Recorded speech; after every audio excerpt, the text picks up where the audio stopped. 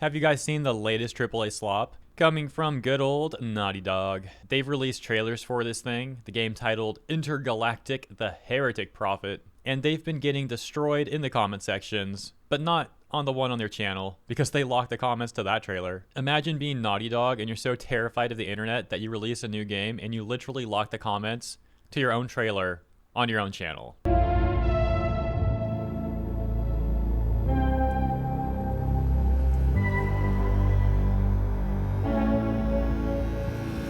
I'm so disgusted that these freaks are using anime for their AAA slop trailer. I know we've said it a million times, but anime is way too mainstream now. Naughty Dog's like, oh hey guys, we like anime too. Our new main character, she likes anime too. Hello fellow anime fans.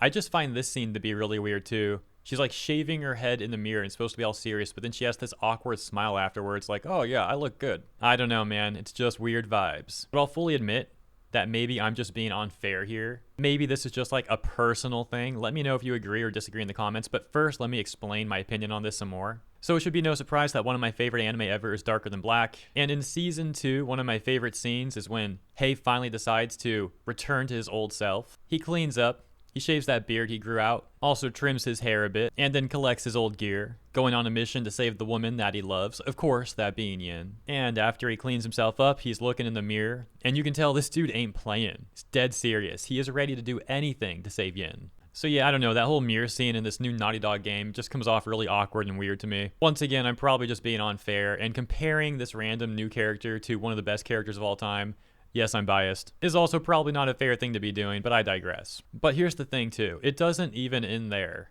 There's another scene later in the trailer where her friend is like warning her, like, oh, this is gonna be a dangerous mission for you. Don't do it. And they just have the main character like slurping a straw. It just comes off like they're trying so hard to make this character like a strong female character, but also like, oh, she's quirky too, by the way. Jordan? Tell me something good. Well, you're right, it checks out. He's hiding out around this Imperium moon. Excellent. How is that excellent? No one has left that planet in over 600 years. Anyone who even flies close to it is never heard from again. Superstitions. No. Superstitions are the crazy rumors about what happened on that planet. These are facts. You worry too much. You know what I worry just the right amount. I say, we wait for him to leave, or how about we find a new lead? He's not worth it. I'm wasting my time, aren't I?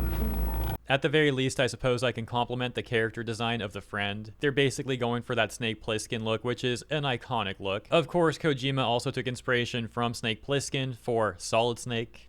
And here's the thing, Solid Snake ended up being an amazing character, super cool character, well done. Naughty Dog, however, is not convincing me with this trailer, and so if they take that look and then make this character a flop, that's just going to be like even more of a bad look for them. We'll have to see how that plays out though. Currently, at the very least, the friend character does seem more compelling than the main character, so at least she has that going for her. Many people are also pointing out the various product placements in the trailer. For example, you got Porsche there right on the ship. Then we got another example right here with Sony, and then there with Adidas. The current meme going around being like, oh, I guess the DEI money ran out for Naughty Dog. So long story short, in this new game with the weird name from Naughty Dog, the main character Jordan is apparently some kind of bounty hunter. And the friend character is some kind of like middleman who assigns bounty hunters to various bounty contracts or something like that. So Jordan really wants to go on this one to find this dude specifically. She's like begging the friend to go on the mission, and the friend eventually assigns Jordan to this mission. Jordan then leaves to this mysterious planet that no one ever returns from.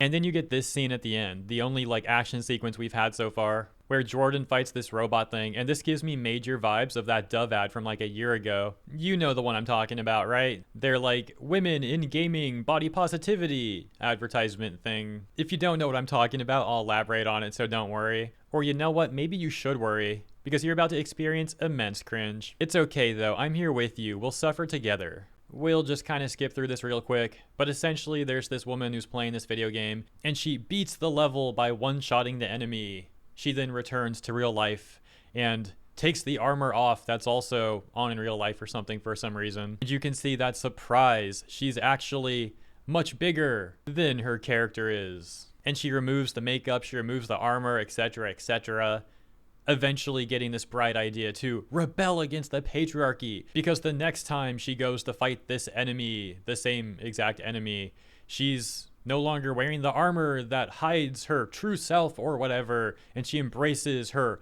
body positivity stuff. Yeah.